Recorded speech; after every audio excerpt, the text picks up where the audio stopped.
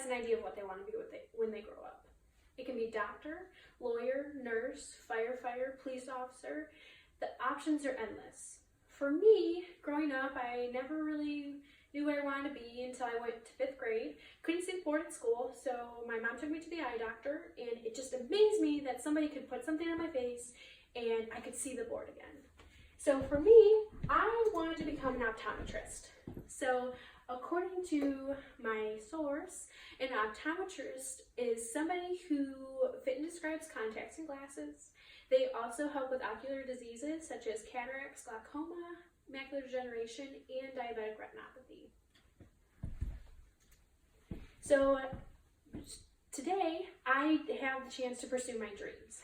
I am a senior in college, so I'm about to graduate from Akron, and my dreams are about to come true. I'm going to apply for optometry school.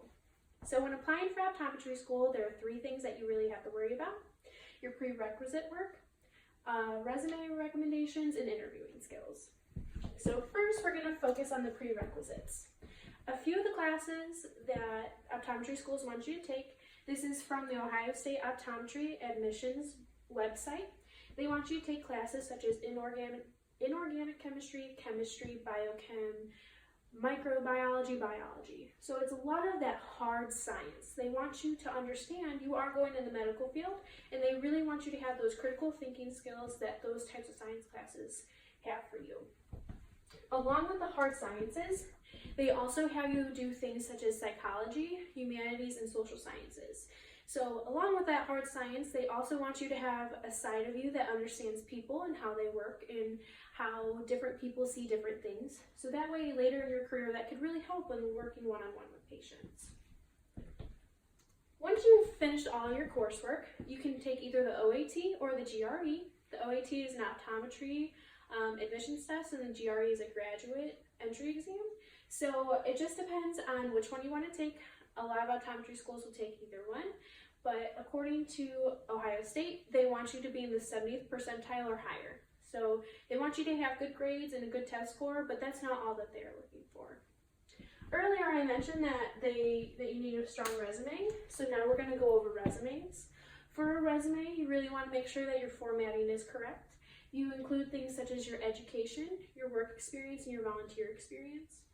So obviously with education, they want to see where you went, what you did. A volunteer experience is very important. This is part of that well-being, well-rounded student. They want to see if you went above and beyond the call of duty. They want to see if you were a leader in anything, if you were involved in clubs, and really stepped up and did something that you didn't necessarily have to do. Along with that, they also want to see your work experience. So if you've had practice with patients, if you've worked in an optical clinic, if you're an optician, if you have worked with people just in general, just to see what type of skills you're bringing to the table automatically. To include in your resume, Indeed has a great list of tips. These are 4 of the ones that I thought were the best to bring up today. So first of all, you want to call attention to that very important detail. So if you have something on your resume that's a little bit better than everybody else, so like example, I've been an optician since I was 16. So for me, I've been working with people in the field for a very long time. So that for me, I would highlight. Proofread and edit. They get over 600 applicants per school per year. So you really want to make sure that your resume off the bat is going to be better than everybody else's.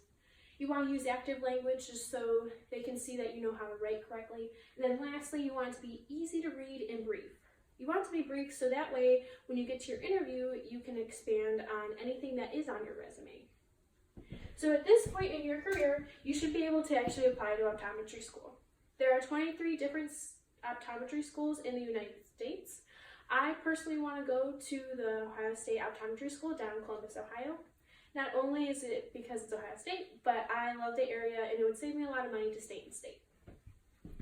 So as I said, there's 3 main points. The last one is going to be your interview. Again, I've talked a lot to the Ohio State admissions people, and they said that if you've gotten to this part in your process, you are almost guaranteed a spot in any optometry school.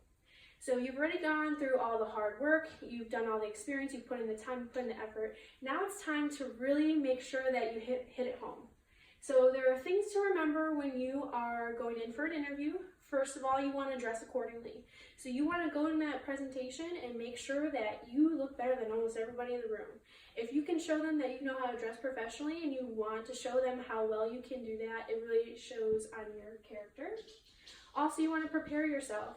Any interview ever, they're going to ask you questions. So you want to make sure that you understand your strengths and your weaknesses. You're able to elaborate on your resume. You can answer critical thinking questions on the spot. Everything like that. And then lastly, you want to be yourself. On your resume, it has all the hardcore paper, everything. What you did, how cool you are, all the great things that you've done. But until somebody sits in front of you and really gets to know you, that's what makes the interview so personable. So lastly, I've already mentioned a few times, people in optometry school, they are looking for that well-rounded student. So they want you to be that smart person. They want you to understand human behavior and communications, but also they want you to have a moral compass. According to Aurora Denial, she is an optometrist that actually works at the Ohio State. She wrote a spectacular article talking about how ethics and values really come into play in optometry school. If you can't be afraid to rely on your own knowledge and your own ethics to be able to make those critical decisions on the spot with patients in front of you.